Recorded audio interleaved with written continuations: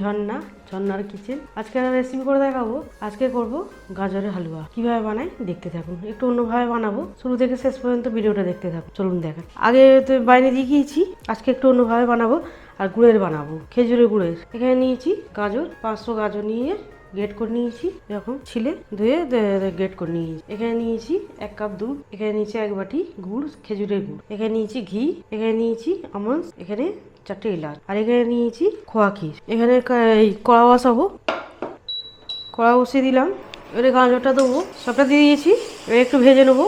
আর এই লাল গাজরেরটা খেতে বেশ ভালো লাগে হালুয়াটা, আর গুড় দিয়ে বানাচ্ছি আজকে, খেতে ভালোই লাগবে। একটু ভেজে নেবো প্রথমে, একটু ভাজতে একটু কালারটা চেঞ্জ হয়ে যাবে, ততক্ষণ আমি এটা তখন ভাজা হোক একবার করে খালি এরকম মেশাতে থাকবো। একটু কালারটা চেঞ্জ হয়ে গেছে, আর একটু কালারটা চেঞ্জ হবে, আর একটু ভাজবো। ততক্ষণ আমি এখানে আমন্ডগুলি কুচিয়ে নেবো।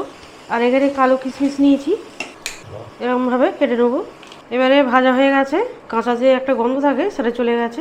এরকম ভেজে নিয়েছি, একটু কালারটা চেঞ্জও হয়ে গেছে, জল জল ভাবটা দিয়ে থাকে সেটাও চলে গেছে। এবারে এখানে গুড় নিয়েছি, গুড় দেবো, খেজুরের গুড়। এবারে গুড় দেওয়া হয়ে গেছে, ভালো করে মিশিয়ে নেবো। এবারে এখানে এলাচুনি একটু মুখটা ফাটিয়ে দিয়ে দেবো, 4টে এলাচ দিয়ে দিলাম, ভালো করে মিশিয়ে নেবো।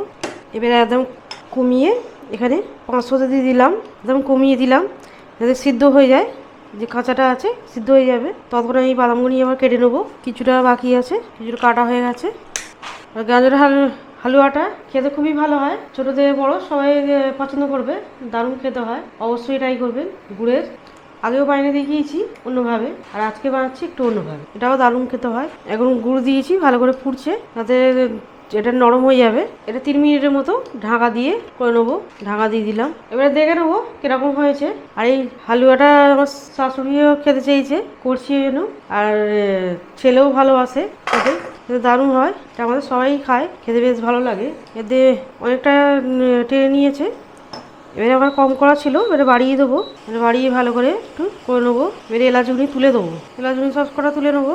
লাল গাজর আর খেজুরের গুড়, কত সুন্দর কালার হয়েছে, দুটো মিক্স হয়ে একদম ডিপ কালার হয়ে গেছে, লাল কালার। আর এখানে ঘিটা দেবো, ভালো করে মিশিয়ে নেবো। একটু বাদাম দিয়ে দেবো, কিশমিশ দিয়ে দেবো, ভালো করে ভেবে মিশিয়ে নেবো।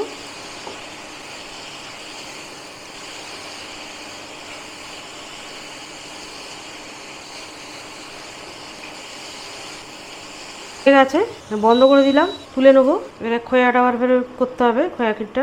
এবার একটু চারিদিক করে দেবো, সুন্দর করে গোল করে দেবো।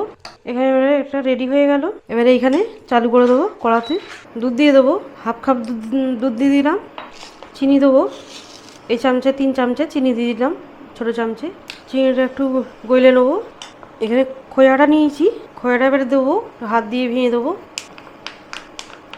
50 খোয়াকে দিয়ে দিলাম, ভালো করে মিশিয়ে নেবো। এভাবে মেশাতে হবে, ভালো করে মিশিয়ে নিয়েছি, এরকম হয়েছে। এবারে বন্ধ করে দেবো, এবারে দিয়ে দেবো, এবার পুরোটা দিয়ে দিয়েছি। এবারে একটু চারিদিক করে দেবো, এবার চারিদিক করে দিলাম। এর উপর দিয়ে একটু বাদাম দিয়ে দেবো, আমন্ড বাদাম কুচি, কিশমিশ দিয়ে দেবো, কালো কিশমিশ, একটু কালো কিশমিশ দিয়ে সাজিয়ে দেবো। একদম রেডি গাজরের হালুয়া, দেখতে দারুণ হয়েছে, খেতেও দারুণ হয়, অবশ্যই ট্রাই করবেন। আর আমার রেসিপি ভালো লাগলে বন্ধুদের সাথে শেয়ার করবে, লাইক করবে, সাবস্ক্রাইব।